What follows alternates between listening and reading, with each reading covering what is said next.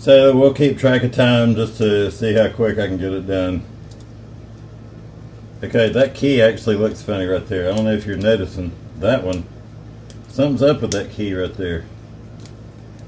So you can tell by looking sometimes. I wasn't planning on removing that key, but something's wrong under there.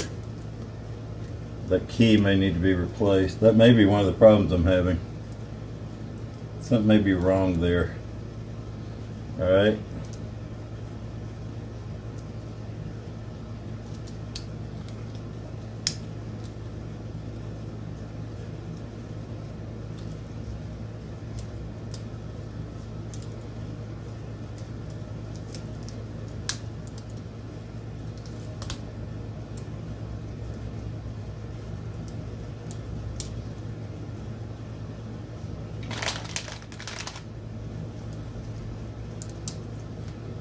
Tend to pull the keys up from the left side, but it probably doesn't really matter that much.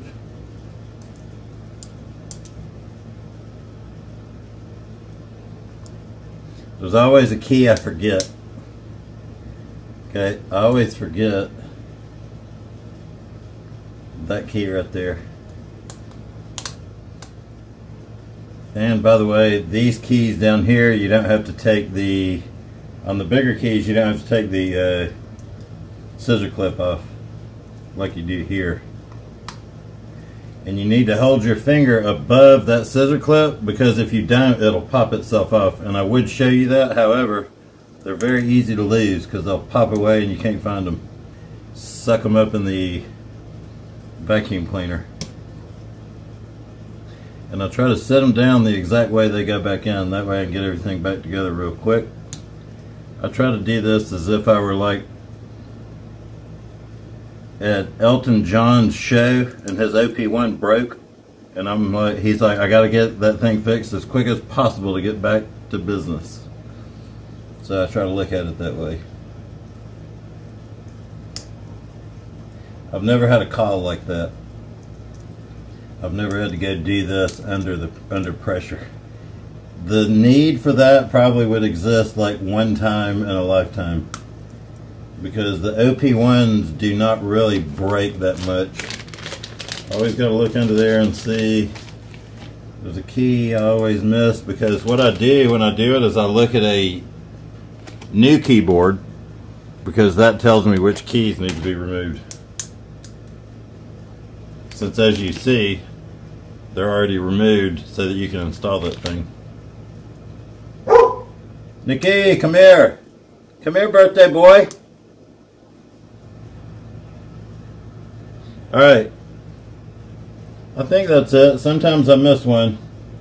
Then I turn one of the big keys over like that. Okay, pow. And then actually, we'll go with this.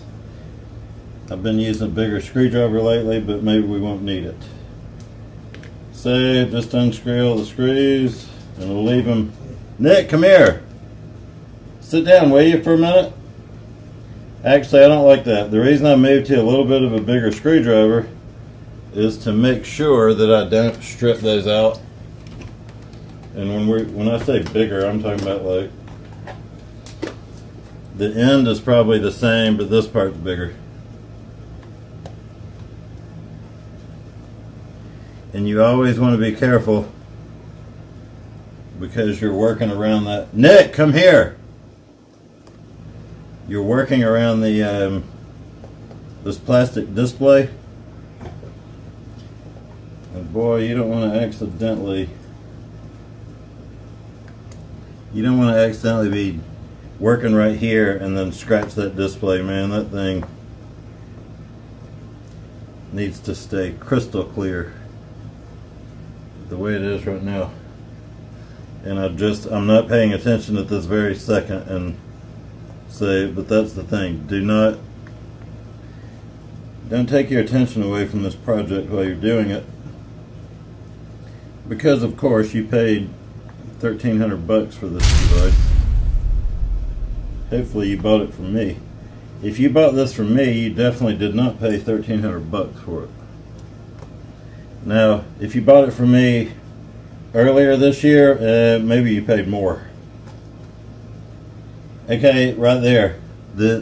this actually hit that key. It didn't scratch it, but you just got to be careful. So be careful, people. Do as I say, not as I do on the OP1 repair.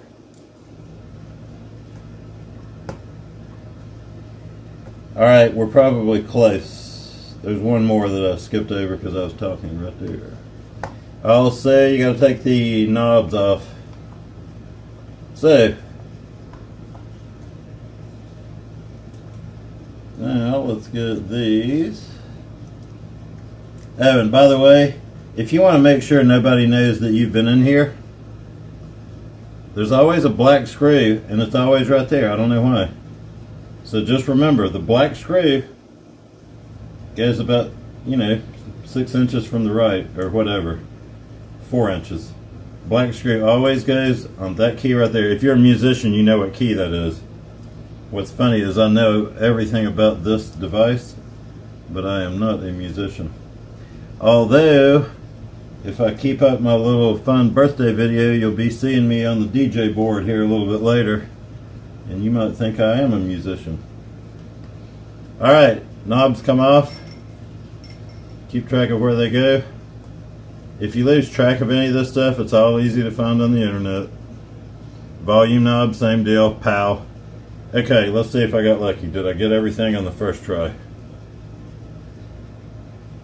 Yes. Well, hold on. No, I might have missed one. Hold on.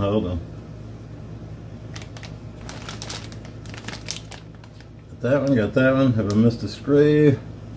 Let's see, got that one.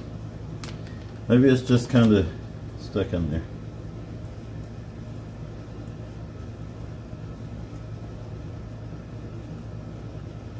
Alright, hold on. I feel like I must be missing something, but I don't see it.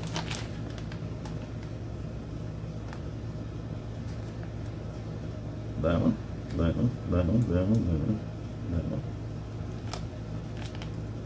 That one. Let's see, yep, got 5. This one under here, got 1, has to come off. 1's off. That one's off. Okay, that one's off. It must just be a little sticky there. Well, don't lose your patience. Don't be like me. I think we already went through that. Do as I say, not as I do. This is where you got to be careful. To me, I feel like, hey, well, it wouldn't come up that far if I didn't have all the screws out. Alright, so basically what happens is you get a little junk. After a few years, you get junk around in the, around the perimeter right there.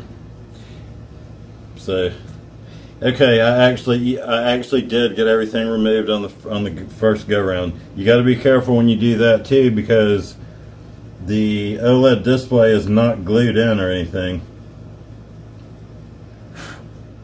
There was a little dog hair. Alright, so here we are. I'll just go ahead and show you what to do here. So now you got the ribbon cables on the keyboard. You just got to pop these two things up. Can you see that? Pow and pow. Be careful. Yeah, that's nice. Those are in there good. Those are a little tricky to reinstall, just to make sure they're right. Now just push on that ribbon cable. Pow. Keyboard out of your OP1. And there. Okay. That display actually